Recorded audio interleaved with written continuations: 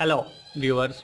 आज हम एंटीबायोटिक्स की बात करेंगे। एंटीबायोटिक्स क्या हैं, एंटीबायोटिक की क्लासिफिकेशन और इनके मेजर ग्रुप्स कौन कौन से हैं और मैकेनिज्म ऑफ एक्शन एंटीबायोटिक्स का और ह्यूमन बॉडी पे इनके इम्पैक्ट्स क्या हैं, ये सब लर्न करेंगे। और ये सब लर्न करने के लिए वीडियो को एंड तक देखिएगा। Please subscribe medical info. Antibiotics and classification. Definition, antibiotic की तारीफ करते हैं, ये क्या होती है? A medicine that inhibits the growth of or destroys microorganism। वो मेडिसिन जो माइक्रो ऑर्गेनिज्म को मारने के लिए या उनकी ग्रोथ को रोक दे उसे कहते हैं जी antibiotics. An antibiotic is a type of anti microbial substance active against bacteria. तो एंटीबायोटिक्स की स्पेशल प्रॉपर्टी ये है कि ये सिर्फ और सिर्फ बैक्टीरिया को जो है किल कर सकती हैं।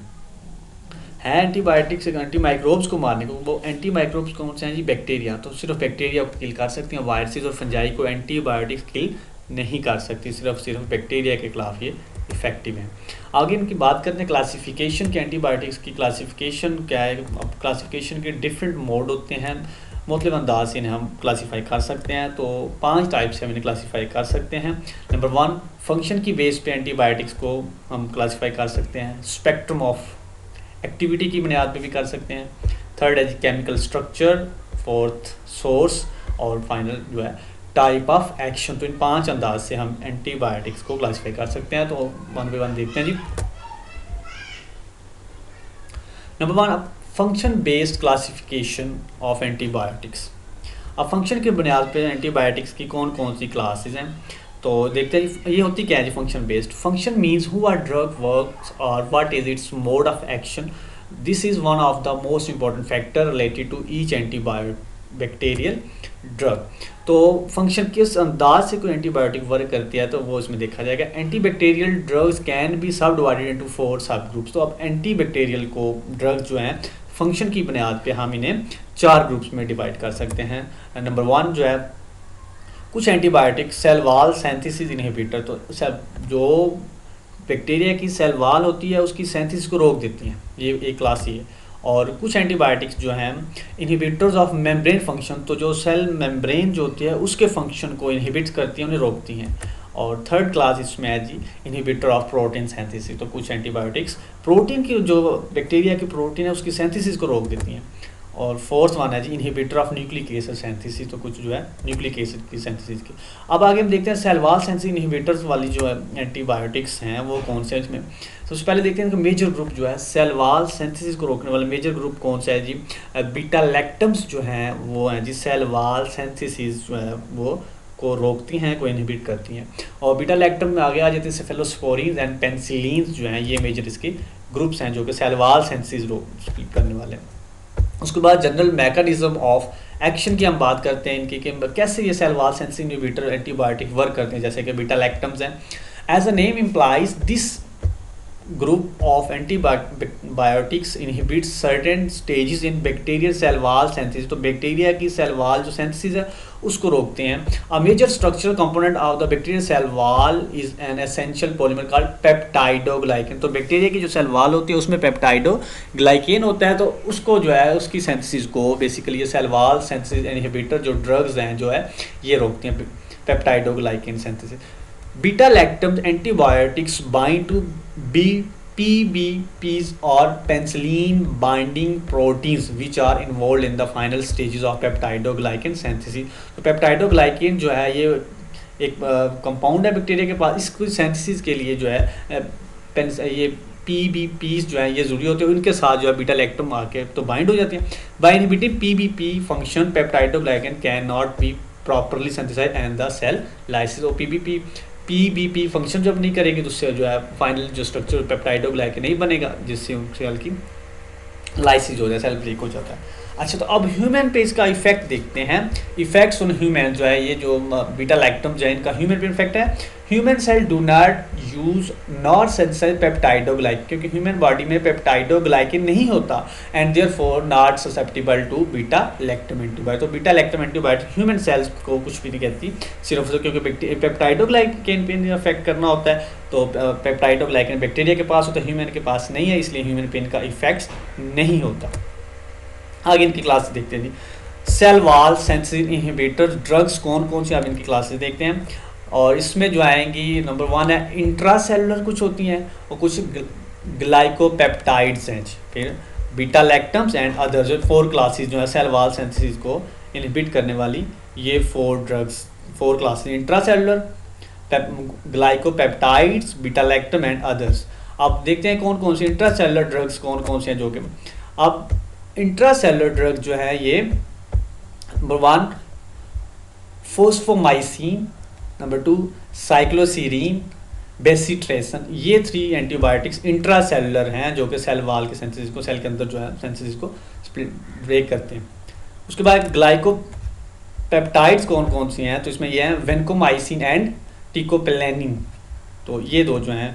उसके बाद बीटा लैक्टम्स देखते हैं। बीटा लैक्टम्स में आ जाती हैं पेनिसिलिन आ जाएंगी, और अब पेनिसिलिन में भी आगे जो है एक्सटेंडेड स्पीशीज़ कुछ हैं पेनिसिलिन की, और कुछ इसकी जो है पेनिसिलिन की जो है एक्सटेंडेड स्पीशीज़ कौन कौन सी है, अमोक्सिसिलिन, एम्पिसिलिन, टिक्रासिलिन, पिप्रासिलिन, ये सारी जो है इसकी एक्सटेंडेड स्पीशीज़ हैं। और उसके बाद आ जाएगी जो पेनिसिलिन की नैरो स्पेक्ट्रम जो है स्पीशीज़ कौन से हैं, जो वो है बीटा लैक्टिमेज सेंसिटिव होती है कुछ, जैसे कि बेंजाइल पेनिसिलिन है, और उसके अलावा जो है बीटा लैक्टिमेज रेजिस्टेंट कुछ स्पीशीज़ होती हैं, वो हैं ऑक्सासेलिन एंड मेथिसेलिन, जो है बीटा लैक्टिमेज रेजिस्टेंस होती हैं। ये सारे ऑक्सासेलिन एंड मेथिसेलिन जो है बीटा लैक्टिमेज रेजिस्टेंट होती है जी। आगे पेनिसिलिन के बाद उसका पेनम्स जो हैं, फिर और बीटा लैक्टम की एक और क्लास है जी पेनम्स है, ये कौन से, फेरोपेनिन, इसके ये एंटीबायोटिक्स है। उसके बाद कार्बामेट्स आ जाए, कार्बापेनिम्स आ जाएंगी, और कार्बापेनिम्स में कौन कौन से हैं, इर्टापेनिम और दूसरी जो है डोरीपेनिम, ये 2 कार्बास्फेलोस्पोरिन्स में जो है इसकी फर्स्ट जनरेशन है सिफाजोलिन, सिफ्राडीन, सिफेलैक्सिन, ये जो है 3 जो है ये फर्स्ट जनरेशन में है। उसके बाद इसकी सेकंड जनरेशन की बात करते हैं सिफेलोस्पोरिन की, सेकंड जनरेशन में आते हैं सिफाक्लोर, सिफ्रोक्सिम और सिफोटीटेन, जो है ये जो है सेकंड जनरेशन सिफेलोस्पोरिन्स हैं। उसके बाद थर्ड जनरेशन देखते हैं, थर्ड जनरेशन में आ जाते हैं स्फिक्सियम, सिफ्ट्रैक्सोन,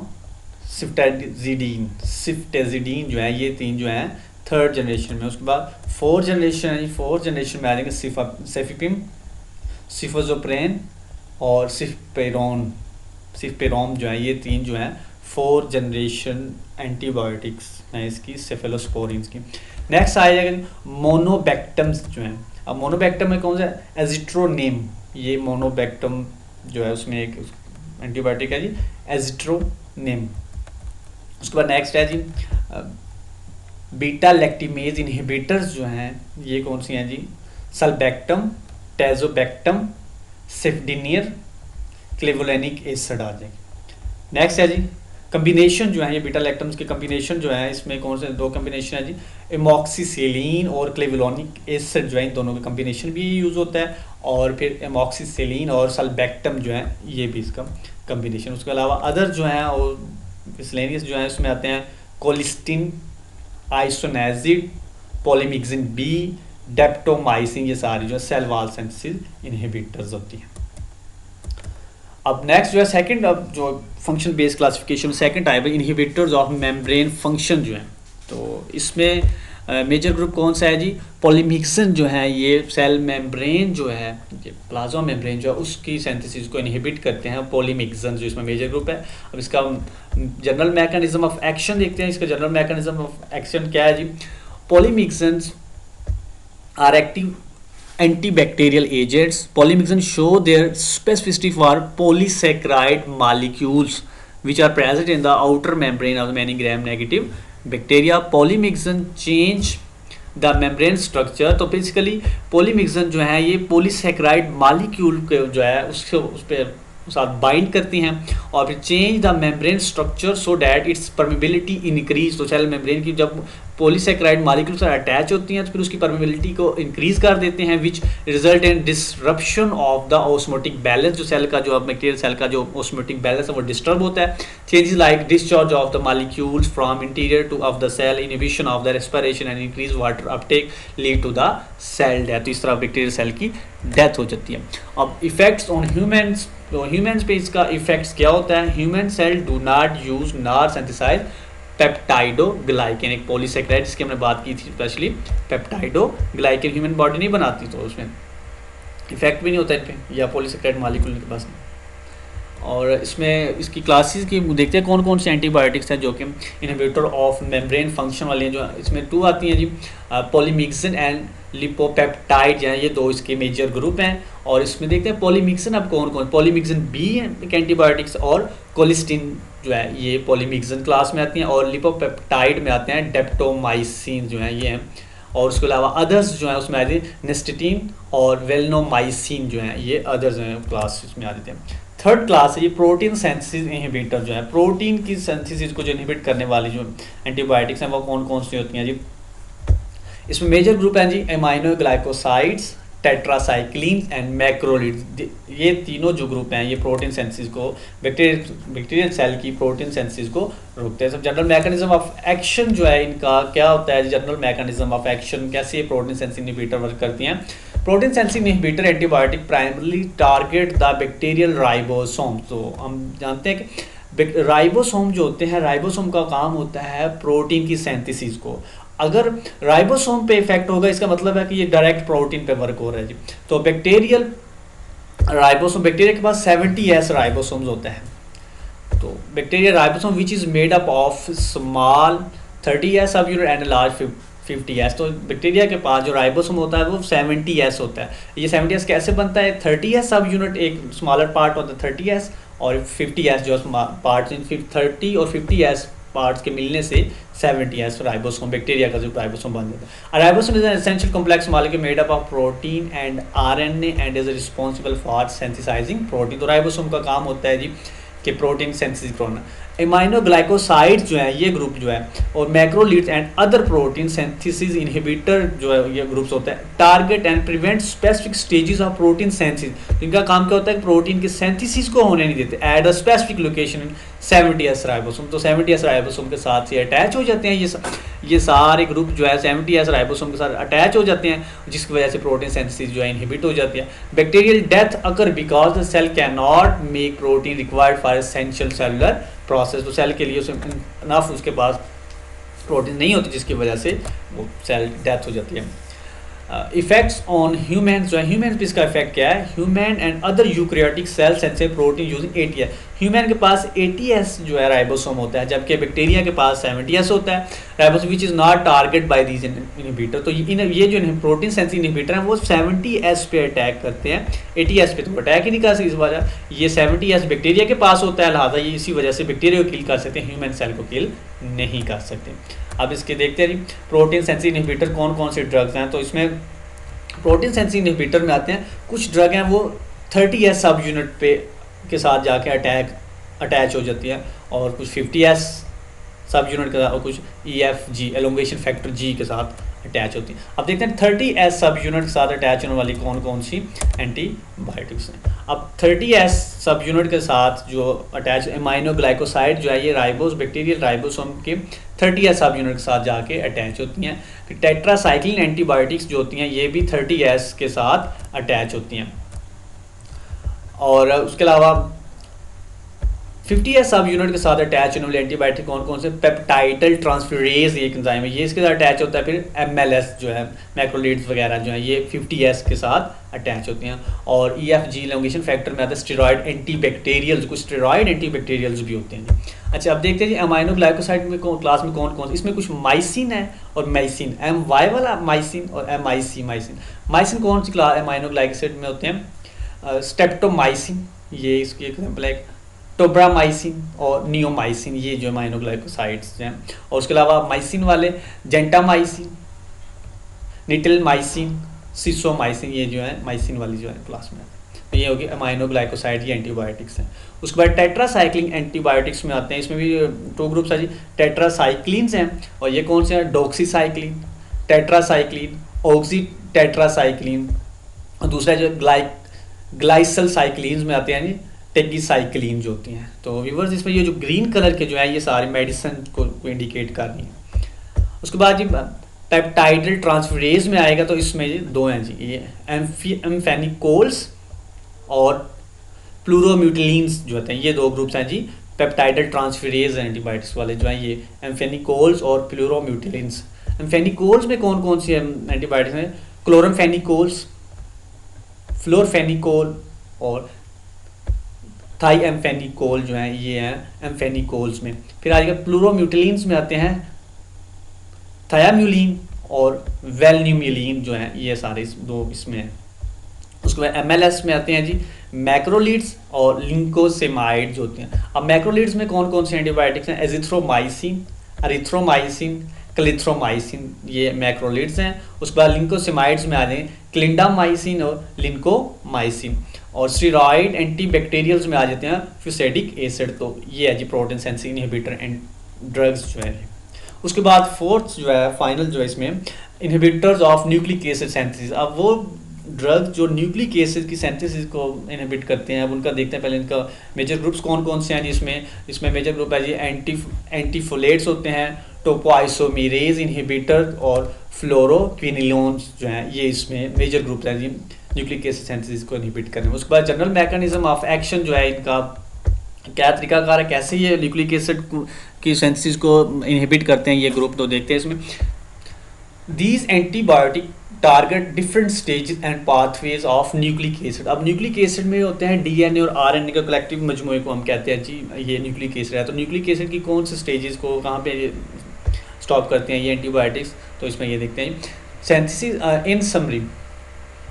एंटीफोलेट्स जो होती हैं जिसमें सल्फोनेमाइड्स भी होती हैं, तो एंटीफोलेट्स जैसे कि सल्फोनेमाइड्स वगैरह inhibit enzyme involve in folate और फोलिक एसिड, जैसे विटामिन B9 भी कह देते हैं फोलिक एसिड को सिंथेसिस, तो ये उसके इनहिबिट करते हैं जी एंटीफोलेट या फोलिक एसिड बनने नहीं देते ये जो एंटीफोलेट्स जो होती हैं या फोलेट को नहीं बनते।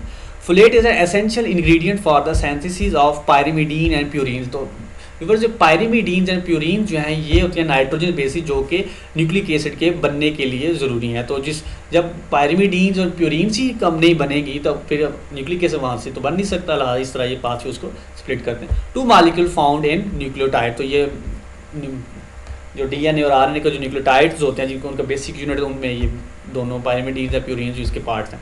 The building block of DNA and other nucleic acid. Topoisomerase inhibitors prevent DNA replication, तो ये डीएनए को रिप्लिकेशन नहीं होने देते, डीएनए को रिप्लिकेट नहीं होने देते, फर्दर उसके ग्रो नहीं होने देते। बाय इनहिबिटिंग टोपोआइसोमेरेज एक्टिविटी, तो उसके एंजाइम की एक्टिविटी से उसे रोक देते हैं। Topoisomerase are enzyme that relieve DNA supercoil stress during DNA replication. By inhibiting topoisomerase activity, DNA replication is greatly hindered and cell division rate is damaged. इससे cell की डिवीजन जो है डैमेज कम होता है। इफेक्ट्स ऑन ह्यूमन्स पे आप जो है न्यूक्लिक एसिड सिंथेसिस इनहिबिटर का इफेक्ट क्या होता है। Humans acquire folate from dietary source, तो ये गज़ा के ज़रिए ह्यूमन जो है फोलेट को ले लेते हैं। They do not have a synthesized pathway for folate and are not affected by antifolates in the same way bacteria are। तो ह्यूमन्स जो हैं वो फोलेट खुद तैयार नहीं करते, तो ह्यूमन के पास इसका मैकेनिज्म भी नहीं है। ह्यूमन तो डाइट के ज़रिए प्रिपेयर्ड फॉर्म में फोलेट को लेते हैं, तो लिहाजा इसलिए तो ह्यूमन पे एंटीफोलेट का कोई इफेक्ट नहीं होता। Topoisomerase can be found in human cells over the molecule makeup of human topoisomerase differ from those found in bacteria. और ह्यूमन का जो एंजाइम जो है इनका पाथवे जो है इनका मैकेनिज्म जो है डिफरेंट होता है। तो इस तरह ये इनका जनरल ओवरव्यू है। अब देखते हैं न्यूक्लिक एसिड इनहिबिटर ड्रग्स कौन कौन सी हैं जी। इसमें आज हमने देखे ग्रुप जो एंटीफोलेट्स हैं, topoisomerase inhibitors and quinolines, anaerobic DNA inhibitors और आरएनए सिंथेसिस वाले आ जाएंगे। अब एंटीफोलेट्स में दो ग्रुप्स हैं, DHFR इनहिबिटर्स और सल्फोनेमाइड्स। अब ये जो DHFR इनहिबिटर कौन कौन से हैं, इसमें मेडिसिन है ट्राइमेथोप्रिन, तो ये DHFR इनहिबिटर्स होती हैं। और सल्फोनेमाइड्स में कौन सी, इसमें 3 क्लासेस शॉर्ट एक्टिंग होते हैं जैसे कि सल्फाथायाजोल, इंटरमीडिएट एक्टिंग होती हैं जैसे सल्फाडायाजीन, सल्फामेथोक्सेलोजोल। ये सल्फामेथोक्सेलोजोल जो है ये जो इंटरमीडिएट एक्टिंग है, उसका लॉन्ग एक्टिंग में आ जाता है सल्फामेराजीन जो है ये लॉन्ग एक्टिंग सल्फोनेमाइड है। सल्फोनेमाइड के ये 3 ग्रुप्स हैं जी। उसके बाद आ जाएंगे जी टोपोआइसोमरेज में इनहिबिटर क्विनोलिन्स में आते हैं, फ्लोरोक्विनोलिन्स होती हैं, तो इसकी फोर्थ जनरेशन है जस्ट लाइक सेफलोस्पोरिन्स। तो फर्स्ट जनरेशन में आते हैं फ्लूमिक्विन, ऑक्सोलिक एसिड और पाइपमिडिक एसिड आ जाएगा। सेकंड जनरेशन में आते हैं सिप्रोफ्लॉक्सासिन, ऑफ्लॉक्सासिन और पेफ्लॉक्सासिन, जो है ये तीन जो है सेकंड जनरेशन में आते हैं। उसके बाद थर्ड जनरेशन है, थर्ड जनरेशन में लीवोफ्लॉक्सासिन एंड सेप्रोफ्लॉक्सासिन जो है ये थर्ड जनरेशन में। फोर्थ में आ जाए डिफ्लॉक्सासिन, मॉक्सीफ्लॉक्सासिन और मार्बोफ्लॉक्सासिन जो है ये तीन जो है फोर्थ जनरेशन में होते हैं। उसके बाद एनारोबिक डीएनए इनहिबिटर्स में कौन कौन से होते हैं, इसमें भी दो ग्रुप हैं जी। नाइट्रोइमिडाजोल डेरिवेटिव्स हैं, जैसे कि इसमें मेट्रोनिडाजोल जो है ये ड्रग है जी। उसके बाद नाइट्रोफ्यूरेन डेरिवेटिव्स में आते हैं नाइट्रोफ्यूरेनोटोन और सेकंड है फ्यूराजोलिडीन। उसके बाद इसमें जी आरएनए सिंथेसिस में आ जाते हैं रिफामाइसिन जो होती हैं, जैसे रिफेम्पिसिन जो है ये ड्रग है जी। और अब ये ओवरऑल समरी है जो एंटीबायोटिक्स की जो हमने क्लासेस देखी, तो ओवरऑल की समरी क्या है जी। सबसे पहले हमने देखी सेलवाल सिंथेसिस इनहिबिटर और जिसमें बीटा लैक्टिन है, जैसे पेनिसिलिन, ये एक जनरलाइज बैक्टीरियल सेल है जी, ये एक जनरलाइज बैक्टीरियल सेल है और कौन से एंटीबायोटिक किस लेवल पे जाके अटैक करते हैं उसमें ये ओवरऑल बताना है जी। तो बीटा लैक्टम इसमें पेनिसिलिन्स हैं, सिफ्लोस्पोरिन्स हैं, मोनोबैक्टम्स हैं, कार्बापिनेम्स होती हैं, ग्लाइकोपेप्टाइड्स हैं, जैसे कि इसमें वेंकोमाइसिन और बेसिट्रेसन जो है ये सेल वाल सिंथेसिस वाले इनहिबिटर ड्रग्स हैं। उसके बाद प्लाज्मा मेम्ब्रेन वाले देख लेते हैं। तो प्लाज्मा मेम्ब्रेन में दो ग्रुप हमने देखे थे, पॉलीमिक्सिन्स और लिपोपेप्टाइड्स जो हैं। और ये देखो ये प्लाज्मा मेम्ब्रेन यहाँ पे जाके इसमें अटैक करना है, और सेल वाल वाली ये है, ये बैक्टीरिया की सेल वाल के अंदर जो होती है प्लाज्मा मेम्ब्रेन होती है। और पॉलीमिक्सिन कौन से हैं, पॉलीमिक्सिन बी और कोलिस्टिन जो है ये होती हैं, दो पॉलीमिक्सिन है। और लिपोपेप्टाइड में है जी डेप्टोमाइसिन जो होती है। नेक्स्ट जो है राइबोसोम्स वाली हमने बात की थी, तो राइबोसोम जो है जैसे कि प्रोटीन सेंसिटिव इनहिबिटर भी हम कह सकते हैं। तो राइबोसोम तो ये है जी बैक्टीरिया के पास, ये 70S वाले राइबोसोम जो है रेड कलर के जो है ये सारे राइबोसोम हैं। तो उसके में भी देखा था राइबोसोम के दो सब यूनिट होते हैं, 30S और 50S। तो 30S वाले कौन से अमाइनोग्लाइकोसाइड्स है, जैसे टेट्रासाइक्लिन थी, और 50S सब यूनिट में आते हैं मैक्रोलिड्स, लिंकोसिमाइड्स, क्लोरमफेनिकोल और ऑक्सैलिक